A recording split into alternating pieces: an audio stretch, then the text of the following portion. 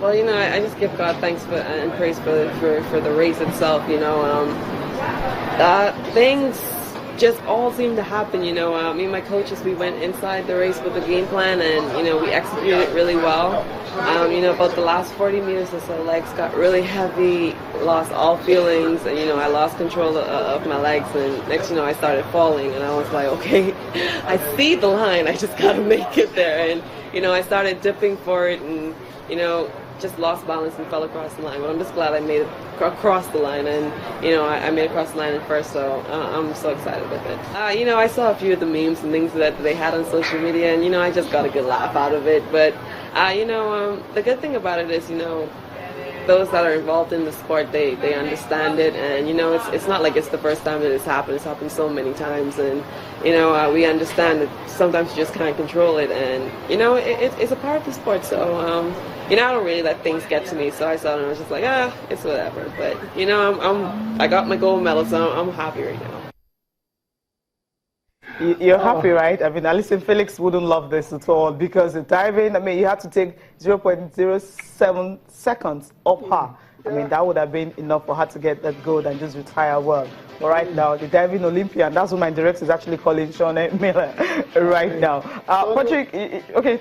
No, I mean, I'll go to Patrick on it. Yeah. I mean, were you aware, when it happened, the reaction from social media was like, okay, that was not legitimate, but it is. I mean, how about you? How did you react to it when Shauna Miller, dove at the end to beat Allyson Felix? To me, I believe it was legitimate because she didn't fall into the track of the opponent. It was after the finish line that her hand entered the other. Well, otherwise, they would have disqualified her. Okay. But it was But she didn't dive actually, but she fell, and she just stretched. And the thing is that when you torso crosses the first line before the other person, then she gets it. So I think she's legitimate. Let me just come in. I think that's made people talking points in Brazil also, because she's a local hero. They liked it. She was going to fall. And you see, that's the difference. That's what I'm saying. When you see yourself and that gold medal, it's just within touch. And then you look by your side, it's Allyson Felix that is coming to take it. Yep. You want to fall, but you want to stand, and then a dive comes to mind. All the same, cross the finish line. Yes. That's what she did. Got the gold medal. Because you actually seen the gold medal right in front of her. Just a single dive, you're going to get it. So congratulations to Shauna Miller. I mean, she got what she wanted. Exactly. From Bahamas, right now. Yeah, from Bahamas. Yeah. I understand why the Americans are actually upset about it. I understand that right now. Now that is the dive again. You said she fell. She didn't dive. Yeah, well, she was on the way into the ground and she took advantage. And I mean, usually the conventional. Austin. I said it's a systematic fall. Okay. I mean, it's allowed. You can do it with your head. You can do it with your chest. So yeah. Okay, it's allowed. And justified. If you remember the way Meronyali dipped in the last Olympics, she won a bronze medal. It was almost the same thing because she wanted it. She was saying it that any little mistake, she will be out of the medal zone. So she just had to give her all. I understand what Austin is trying to say. That's what the dream team should have done last night. Put your all, throw everything in there, and then you'd have been able to get something out of that. Come on, they tried their best. Now, there's something, No, I mean, I'll go back to Patrick as well, to D-Tigers. D-Tigers, a lot of Nigerians, some Nigerians that I know feel they did very well. They won a game against Croatia. But the others actually feel there's no progression from London 2012, because in London they won a game as well too. But that was Tunisia. Beating Tunisia is totally different from beating Croatia, who are a top side. I don't know, what's your opinion on that particular one? Like you said, beating Tunisia is different from beating Croatia. Tunisia are the Africans, but Croatia is a powerhouse in basketball, whether we like it or not. If you see the caliber of teams we played, there are top teams in the world. Argentina, Croatia, Lithuania. Even Brazil is even higher ranked than us. So I think, to me, the performance this year is better than what happened in 2012. You know, but regrettably, we didn't have the opportunity of having our full players. You know, the absence of Al Farouk also. Yes. You know, at the last minute, you know, Ezeli was supposed to come. Yes. Somehow it didn't come, you know. Yes, still on those withdrawals. We're not going to go fully into the economics of sports insurance, but we hear those guys, Ezeli and Al Farouk, you know, the NBBF just didn't have the money to cover the insurance. Is that the reality? The reality is that it's not NBBF. Nigeria didn't have the money because when it comes to the Olympics, it's not NBBF show. You know, it's the NOC, the sports ministry. The government should do that. Okay. You know, and the insurance money, it is not what NBBF alone can even do, raise. You know, we tried at the AfroBasket level. Without insurance, we wouldn't have even played in AfroBasket. But that insurance was not what the same amount was what they are expecting from the Olympics. So there was no way we could raise that money, and the entire money the Team Nigeria got will not be even enough to offset that. So I think I was hearing it was in the range of $1 million. You know, that's a huge of money. Yeah. It's a lot of money. You know.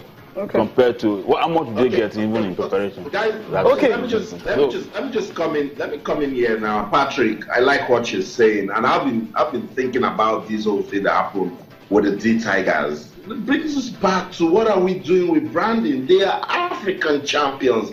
If we keep depending on what the federal government is going to give to us to come to a big competition as the Olympics, Tokyo 2020 will fail again. The Tigers, they put up a good show. They won the AfroBasket. Did we make #1 out of it to brand this team so we can put some money into it as we prepare for the Olympics? That's the question the federation should be asking. Let me answer Austin. Okay. Let me answer Austin because Austin, you see what happened is, you know, Nike were not treating us the way they were treating Angola. Okay. So that is why when we won the AfroBasket and Nike said they wanted to continue, we said no. If you want to continue with us, you have to up the ante. Okay. So, but they were not forthcoming because we said if you treat Angola separately, and we are the same, we are African champions. And we're African champions this time around. So that was why the big company came in, the Chinese company came in. But the losers have not been tied. But it was because of PIC that we even got to Atlanta for the training and Houston. If not for them, we wouldn't have even trained at all. Okay. So it was because of the money we got from them that we were able to do all that. Okay, I think we'll have to end the segment here because I know it's a whole lot of discussion. Austin, we have to leave you now to go take it now because the director said you want to go take it now. That's what he's telling me. I don't know what you think. Austin, but you know what, like just go take a rest and make sure you just go cheer up your girl, Odoy, and see if she can actually get us a medal. Thank you. Thanks so much, guys. Thank you. All right. Yesterday, there was this issue in Brazil where Irish IOC member Hickey was actually arrested over ticket issues and all that. But IOC is saying that, look, they will have to wait for police investigation to know if they can actually take action against him. Let's listen to the IOC spokesperson talking about this particular issue that happened yesterday. Like the rest of you, we're still trying to establish the facts this morning and find out exactly what happened. I can confirm, as I've told some of you, that Mr. Hickey was taken to hospital this morning. I believe the police have had a press conference this morning and confirmed there was a search warrant and an arrest warrant. Needless to say, we'll be fully cooperating with any police investigation should there be one. We don't actually know what the charge is or any evidence is yet. I mean, this is just arrived. I think they had a press conference. The police haven't actually spoken to us. They've had a press conference. So I think it would be only right in terms of our own due diligence that we actually heard what the charges were before the disciplinary commission before the IOC looked into it. What I would say at this stage is obviously we look for transparency. We have a police investigation now, so let's wait to see what happens there first before we go any further, I would say. Okay, now, action is going to be taken. Surely, due process, the investigators will do their part, and before the IOC, decides on now what to do to Mr. AK. Okay, medals table. Patrick, I know you're not very surprised that the USA are well on top of this one. No, I'm not surprised about that because we know that they will surely win the Olympics. Okay. They have been doing that all along, and The surprise here is Great Britain because I remember there was a year they had it so bad and they went back to the drawing board and came in, and that's why we talk about sports lottery. So they now picked the areas they know they had strength and supported those athletes. Yeah, a lot of money. That's the result you're seeing. The money's been pumped in there, and London 2012 and Legacy is that's what is happening. We're seeing it there. The facilities still in top shape, unlike some other countries where the facilities just go to rock. And African table, Kenya, I mean, unstoppable right now. 7, 4 gold and 3 silver. I mean, no one is going to catch them. At all, they've always led all other African teams when it comes great to athletes, David Rudisha. But surprisingly, South Africa is not doing too well this time around. It's only just a gold medal now. Van Niekerk. But it's still on 7 in total. We're still waiting for Nigeria to, come into the just picture. Hope that we'll get there. Exactly. I'm going to ask you, when will Nigeria actually get here? From football, wrestling, between now and Saturday. Okay. Football. And a relay and wrestling. Okay. Bronze. Like 3? Just say 3. Bronze. Nice. Patrick, thank you so much for coming on the program. Hope to bring you definitely after the Olympics to see if your prediction was actually right. Thank you very much. Thank you for coming. Now, Iron Phelps has been talking about Michael Phelps and see if it says no one will be able to repeat the feat. It's saying basically that everything Michael Phelps has achieved in the pool, he doesn't see any swimmer actually, breaking it. So I'm not surprised at all. When one man has won 23 gold medals in his career, 28 in total, it's going to take a lot for any swimmer to actually break those records. Iron Phelps grew up absolute legend for Australia in terms of swimming as well too. Let's listen to him. He's been reacting to the performances of Michael Phelps in the pool. Now that he's won 4 golds in the same event at consecutive Olympics, they become very difficult records for people to be able to break. And it's also, the way he did it here was impressive. And I enjoyed watching him race at these games more than when I did in London. He was better at these games, in how he looked, how he raced, how he performed. And this is going to be a very difficult, if not impossible, record to break.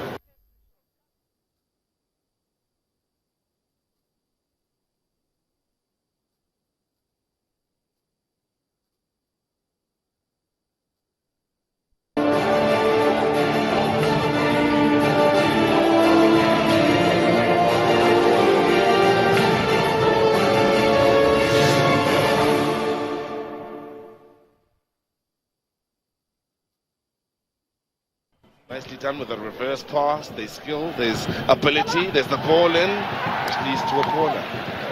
Well, you can see it's good one for Ifeanyi Onobu coming back to head the defense. I think he spent more time in the Enyimba box than he has in the Zamalek box in the second half, the striker. And I think Enyimba need him up front, not at the back there. They're having to defend so many set pieces. He spends so much time back there. He's certainly one of those that's great in the air. You can understand the need to have him back there. Nicely done then by Kelly in bringing it up from defense. Now, 4-on-2 situation. They need pace and determination, and that's good work defensively. Won't be seen as a back pass, and well, a rare positive moment on the front foot for Enyimba in the second half. Yeah, definitely. And the Enyimba boys now playing this game now, they will have one eye of the new technical advisor coming, that they want to do well. If Enyimba go far in this tournament, definitely you have to take one or two players alongside him to the. There's a chance. They nearly played themselves into trouble. They've given away the penalty. And it's all about sloppy work in defense that kept the carrot dangled in front of Zamalek. And, well, in closing down from the front, they've earned themselves a penalty right on the 1 hour mark, leading to this moment. It's a handball in the end, but it's what happened before that handball that's the problem, where they couldn't clear. This situation could have been prevented. It's unfortunately that Udoji Chinedu got struck by the ball, but I don't know, you can argue it's a ball to hand or hand to ball, but the ref gave the penalty. For Bassam Morsi with the 17 on his back. 1 hour of football has gone by. This is the goal that could very well signal the end of Enyimba's CAF Champions League ambition. Here is Bassam Morsi, who scored against Enyimba in Nigeria, now looking to score against Enyimba in Egypt, and he does so here to pretty much almost seal Enyimba's fate and Zamalek's fate, if you will. Zamalek are looking more than good for a place in the semi-finals now alongside Mamelodi Sundowns from Group B. It's a mountain that Enyimba have to climb. They mustn't send everybody up front because they have to be clever, because if they allow Zamalek to score the second goal, which is more difficult for them, so they need to go forward to get something, but it's going to be very difficult. This situation could have been prevented, if they clear the ball easily.